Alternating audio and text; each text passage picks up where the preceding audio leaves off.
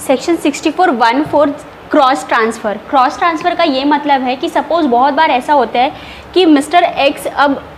अब ये बहुत सिंपल हो जाता है कि अगर मिस्टर एक्स ने अपनी स्पाउस को कोई भी इनकम ट्रांसफ़र की तो बहुत ही इजीली ट्रैक हो जाता है कि उस पर्सन ने अपनी स्पाउस को इनकम ट्रांसफ़र किया है, तो इजीली क्लब हो जाता था। तो इस चीज़ का भी सोल्यूशन निकालते हुए लोगों ने और टैक्स इवेशंस करने के लिए और स्मार्ट तरीके लाए, जिसमें क्या किया गया, मिस्टर एक्स क्या करते हैं, अपने वाइफ को इनकम ट्रांसफ़र ना करते हुए अपनी फ्रेंड या फिर मिस्टर वाई किसी भी अपने फ्रेंड या फिर अपने भाई के वाइफ को क्या करते हैं, इनकम ट्रांसफ़र कर देते हैं। और सिमिलरली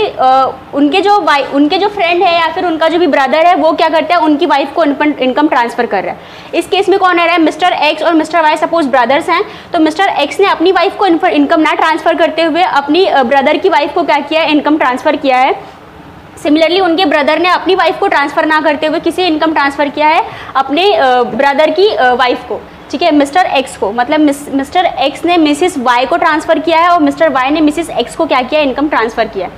अब जो इनकम ट्रांसफ़र किया गया है, इन्होंने क्या किया, 8 लाख ट्रांसफ़र किया है और इन्होंने कितना ट्रांसफ़र किया, 12 लाख रुपीज़। मतलब जो बेस इनकम का बेस है वो क्या है, इक्वल नहीं है। अगर सपोज मिसिस एक्स क्या करती हैं, वो इस 8 लाख रुपीज़ को कहीं इन्वेस्ट करने के बाद उस पर इनकम अर्न करती हैं 80,000 रुपीज़, इंटरेस्ट जो भी अर्न कर रही है वो 80,000 रुपीज़। और वहीं मिसेस वाई ने भी क्या किया है, 12 लाख रुपीज़ को इन्वेस्ट करके कितना अर्न किया है, 1,20,000 रुपीज़। तो अब यहाँ पर जो बेस इनकम है लाइक 8 लाख रुपीज़ और 12 लाख रुपीज़ क्या है, इक्वल नहीं है। तो दोनों के इनके हाथ में 80,000 इनके हाथ में 1,20,000 रुपीज़ ट्रांसफ़र होगा, ऐसा नहीं होगा। बल्कि इस केस में क्या होगा, हम इनकम को बेस करके कितना इनकम कैलकुलेट करना है, टैक्सेबल करना है, वो कैलकुलेट करेंगे। कैसे कैलकुलेट करेंगे, ये 80,000 रुपीज़ है 8 लाख रुपीज़ के लिए और यहाँ पे अमाउंट कितना है, ग्रेटर। तो इन दोनों में से अमाउंट ज़्यादा कहाँ है, 12 लाख रुपीज़ है। तो ज़्यादा इनकम कहाँ अर्न हुई है, 1,20,000 रुपीज़ डिवाइडेड बाय, अगर 1,20,000 रुपीज़ 12 लाख रुपीज़ में अर्न करते हैं तो 8 लाख रुपीज़ के लिए कितना, ठीक है, बेस इनकम कितना है, 8 लाख रुपीज़ लिया जाएगा और कितना आता है वो 80,000 रुपीज़। तो और अब क्या होगा इस केस में, जिसकी वाइफ की इनकम है उस मिस्टर के हाथ में क्या हो जाएगा, टैक्सेबल हो जाएगा। मतलब मिसेस एक्स का जो इंटरेस्ट उन्होंने अर्न किया है वो मिसेस एक्स के हाथ में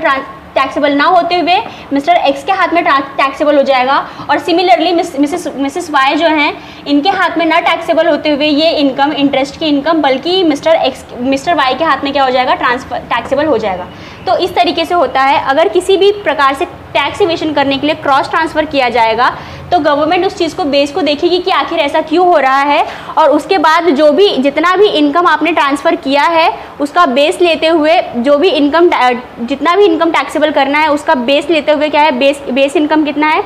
8 लाख रुपीज़ है, और उतना ही इनकम उस पर्टिकुलर पर्सन की वाइफ्स के हाथ में, उस पर्टिकुलर इनकम के स्पाउस के हाथ में क्या हो जाएगा, टैक्सेबल हो जाएगा।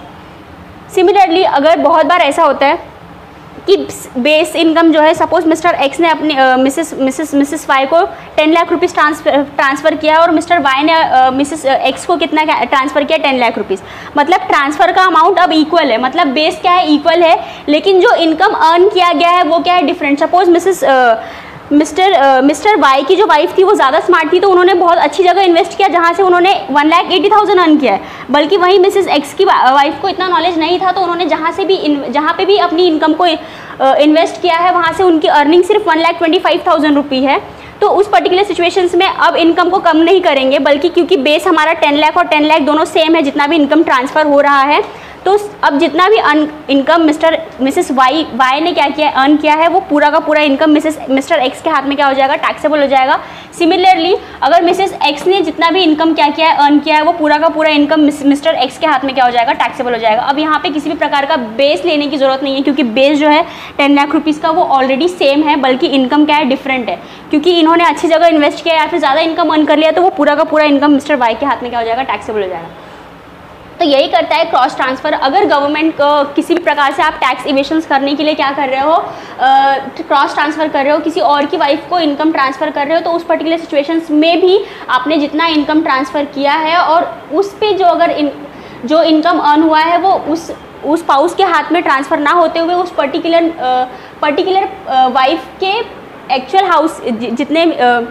उस पर्टिकुलर पर्सन के स्पाउस के हाथ में क्या होगा, टैक्सेबल हो जाएगा, बल्कि मिसेस एक्स के हाथ में टैक्सेबल नहीं होगा। तो यही चीज़ें क्या, अगर मिस्टर एक्स ने टैक्स इवेशंस के लिए मिसेस वाई को ट्रांसफ़र किया और मिस्टर वाई ने टैक्स इवेशंस के लिए मिसेस एक्स को ट्रांसफ़र किया है, तो वो पूरा इनकम मिसेस एक्स और मिसेस वाई के इनकम के हाथ में टैक्सेबल नहीं होगा, बल्कि उनके पर्टिकुलर स्पाउस के हाथ में क्या हो जाएगा, टैक्सेबल हो जाएगा, जिसके वो